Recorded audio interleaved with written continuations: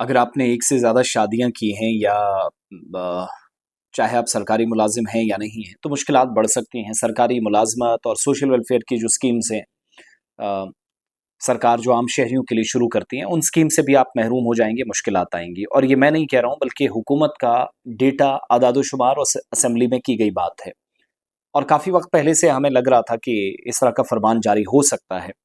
लेकिन शुरुआत एक स्टेट से होती है, जैसे यूनिफ़ॉर्म सिविल कोड की हुई, वैसे अब असम रियासत से इस नए कानून के तहत काम शुरू हो गया है कि एक से ज़्यादा अगर शादियाँ हैं, तो कोई सरकारी मुराद नहीं होगी, मुलाज़मत से भी जाएँगे और जो मौजूदा मुलाज़मीन हैं, असम हुकूमत ने उनके लिए भी बड़ा फैसला लिया है। असेंबली में स्टेट का बजट पेश हुआ। आसाम सरकार ने एक तजवीज़ की है कि शादियों की तादाद जो असल कानून के मुताबिक है, उसकी खिलाफ वर्जी करने वाले अफराद स्टेट लेवल की जो फलाही स्कीमें हैं, सोशल वेलफेयर स्कीम्स हैं, उसके फ़वाइद के अहल नहीं होंगे, वो एलिजिबल क्राइटेरिया से बाहर हो जाएँगे, वो उसके पात्र नहीं होंगे, लाभार्थी नहीं बन सकते। और इतना ही नहीं, इस अमल की अगर कोई खिलाफ वर्जी करता है, कोई मुर्तकिब पाया जाता है, तो सरकारी मुलाज़मीन की मुलाज़मत से बर्खास्त कर दिया जाएगा।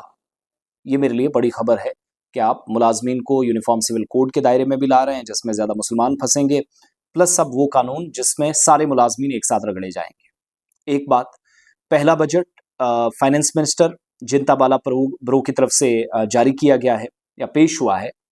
और सोशल वेलफेयर जो स्कीम्स हैं, उसका फ़ायदा सिर्फ़ जो अहल अफ़राद हैं, एलिजिबल लोग हैं, उन तक पहुँचना चाहिए, ये अथॉरिटीज़ मानती हैं, सरकार मानती है।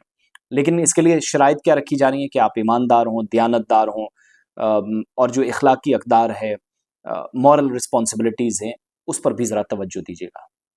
ख़वातीन को बाख्तियार बनाने, सन्नतों को फ़रोग़ देने, कोई भी मर्द जो एक से ज़्यादा शादियाँ करें, स्टेट गवर्नमेंट की किसी भी वेलफेयर स्कीम से फ़ायदा हासिल करने का अहल नहीं होगा, ये सारी बातें पहले ही बजट में कर दी गई।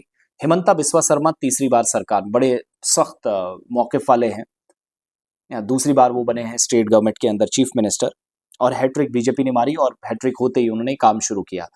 असम की जो गवर्नमेंट है वो बता रही है कि Assam services discipline and appeal rules 1964 में तरमीम की तजवीज़ दी गई है। इस सेक्शन के तहत अगर कोई सरकारी मुलाजिम एक से ज़्यादा शादियां करता है और कसूरवार पाया जाता है, तो इसे कानून के मुताबिक सरकारी मुलाजमत से फारिग किया जाएगा। जिम्मेदार और दयानतदारी और शहरियत, इस पर फोकस किया जा रहा है। लेकिन इससे पहले यूसीसी बिल आया, 126 जो टोटल असेंबली सीट्स हैं, उनमें से 102 तो एनडीए के पास हैं।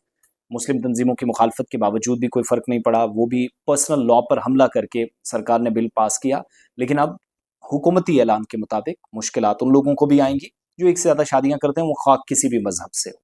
असम के अंदर, बाकी स्टेट्स में आहिस्ता आहिस्ता ये चलन शुरू होगा।